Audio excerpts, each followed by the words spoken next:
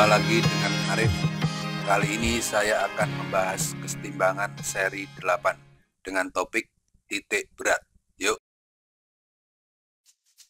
Titik berat. Titik berat adalah merupakan titik tangkap vektor gaya berat suatu benda atau juga disebut titik pusat massa. Ini adalah contoh titik berat, ya, titik berat di mana gaya berat memiliki titik tangkap yang disebut titik berat. Dalam bahasan ini kita akan menentukan posisi titik berat suatu benda ke dalam sistem koordinat kartesian. Jadi ini sistem koordinat kartesius, sumbu X, sumbu Y, kemudian titik berat tersebut kita proyeksikan ke sumbu Y, itu adalah koordinat, dan ini proyeksikan ke sumbu X namanya absis, sehingga kita dapat titik beratnya dinyatakan dalam koordinat Z, di mana Z sama dengan X, Y. Garis berat adalah garis vertikal yang dibuat melalui titik berat suatu benda. Kita amati di sini garis berat adalah seperti ini. Jadi garis yang melalui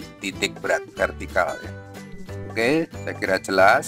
Kita lanjutkan ke poin berikutnya. Koordinat titik berat. Untuk menentukan posisi titik berat suatu benda dapat dilakukan dengan cara mencari titik perpotongan garis berat dalam posisi yang satu dengan garis berat dalam posisi yang lain. Ini di sebelah kanan animasi ini menunjukkan bahwa percobaan tentang garis berat yang digambarkan setiap posisi. Ada 3 posisi, ya. Kita amati sebentar. Ini sedang menggambarkan posisi yang kedua. Ini ketika posisinya diubah yang ketiga, kita cari garis beratnya. Nah, itu garis beratnya. Ternyata ketika garis berat tersebut tampak bahwa berpotongan di satu titik. Apabila suatu benda diputar sehingga posisinya berbeda dengan posisi semula, maka garis beratnya berubah. Perubahan garis berat tersebut akan berpotongan sehingga diperoleh satu titik potong. Nah, seperti ini, sehingga garis berat yang tadinya posisi A dibuat garis berat menjadi aksen. Jadi ada garis beratnya namanya A aksen, kemudian B aksen, C aksen. Ketiga garis berat ini berpotongan di satu titik. Titik tersebut merupakan titik berat benda yang posisinya dapat dinyatakan sebagai titik koordinat terhadap sumbu-sumbu yang telah ditentukan terlebih dahulu, seperti tadi yang ditunjukkan dalam sumbu kartesius. Inilah titik beratnya. Oke, kita lanjut poin berikutnya.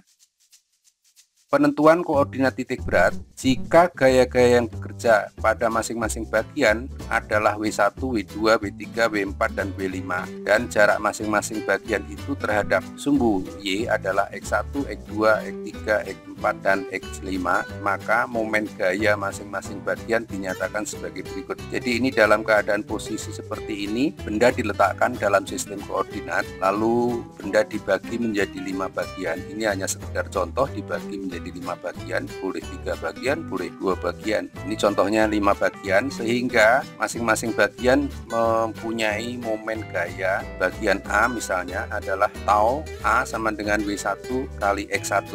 Gaya berat, momen itu adalah gaya dikali lengan. Jadi gayanya W1, lengannya X1. Ya, bagian kedua W2, lengannya X2. Bagian ketiga gayanya W3, lengannya X3, dan seterusnya. Kita lanjutkan ke poin berikutnya.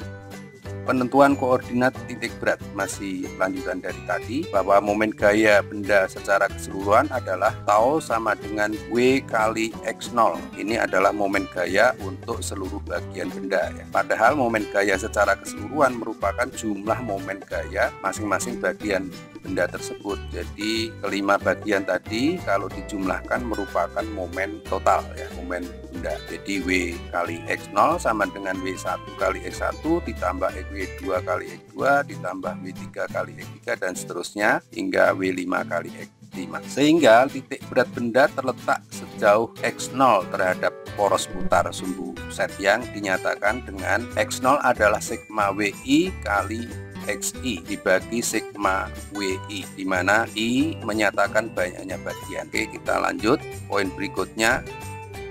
Ini kalau diputar, posisi benda diputar, maka kita akan memperoleh hal yang sama untuk Y0.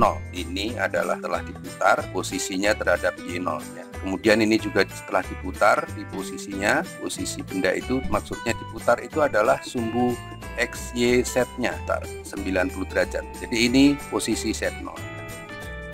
Jadi letak koordinat titik berat benda tersebut berada di titik Z, di mana koordinat titik Z adalah Z X0, Y0, Z0. Ini seperti ini. Kalau ilustrasikan dalam gambar, posisinya titik beratnya itu dalam koordinat 3 dimensi sama dengan Z X0, Y0, Z. Oke, kita lanjut ke poin berikutnya.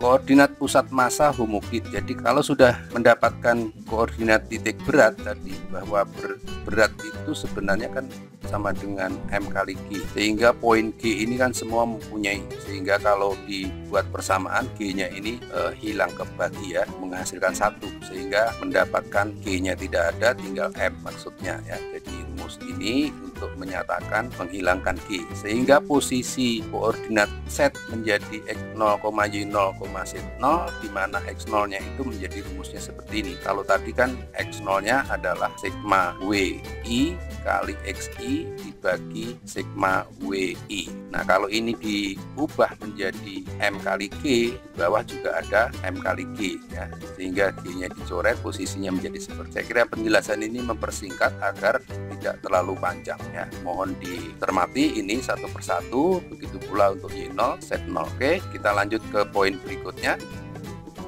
Koordinat titik berat benda ruang. Kalau benda ruang, saya penjelasannya adalah bahwa massa itu sebenarnya adalah massa jenis kali volume.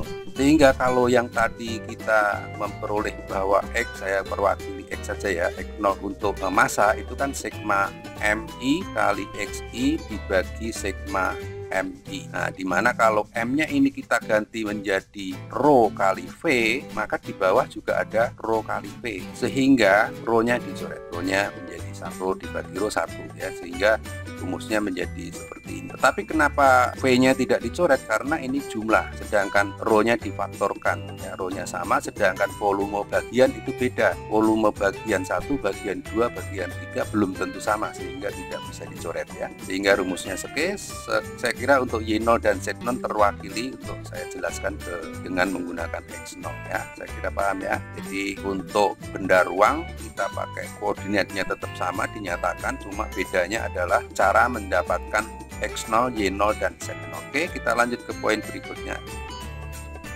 Sekarang koordinat titik berat benda bidang. Kalau titik berat benda bidang kita jabarkan dengan cara yang sama, bahwa volume tadi, volume itu kan kalau bendanya istimewa, misalnya gambarkan balok, maka luas kali panjang atau luas kali lebar, luas yang diperhatikan. Maka ini bisa diganti A kali balah ya, A kali T. Sehingga kalau ini saya wakili penjelasannya untuk X0, X0 itu sehingga kalau tadi dinyatakan sigma VI kali XI dibagi sigma VI, maka V-nya ini saya ganti dengan A kali tebal. Nah, di sini juga diganti A kali tebal, sehingga tebalnya bisa dicoret. Ini dicoret maksudnya difaktorkan, untuk yang atas itu kan jumlah ya, jadi dicoret, sedangkan yang bawah itu perkalian, faktorkan juga, jadi untuk yang difaktorkan bisa dicoret, sehingga X0 dinyatakan dengan AI kali XI dibagi sigma AI ya, sigma AI dikali XI dibagi sigma AI. Saya kira untuk Z0 diwakili penjelasan untuk X0 jelas ya. Tapi kenapa ini koordinatnya menjadi 2 dimensi saja? Karena memang bidang itu dimensi 2, sehingga untuk Z0 nya tidak perlu ada, tidak dinyatakan, sehingga koordinatnya cukup 2 dimensi, yaitu X0, Y0. Kita lanjutkan ke poin berikutnya. Koordinat titik berat benda batang atau garis atau 1 dimensi, sama penjelasannya. Untuk luas itu panjang kali lebar, maka kita coret salah satu lebarnya atau panjang, sehingga dinyatakan di sini panjangnya untuk dilambangkan L, sehingga X0 sama dengan sigma LI kali XI dibagi sigma LI ya. Semakin paham, maka penjelasan saya juga semakin singkat. Jadi saya kira menjadi paham. A-nya tadi, yang tadinya rumus X0 itu untuk bidang itu AI sigma AI ya kali XI dibagi sigma AI, sehingga AI-nya ini diganti dengan panjang kali lebar, saya nyatakan L kali T, misalnya di sini juga L kali T, hingga T-nya yang hingga rumusnya seperti jelas ya. Jadi poin yang terakhir, baik, semoga bermanfaat.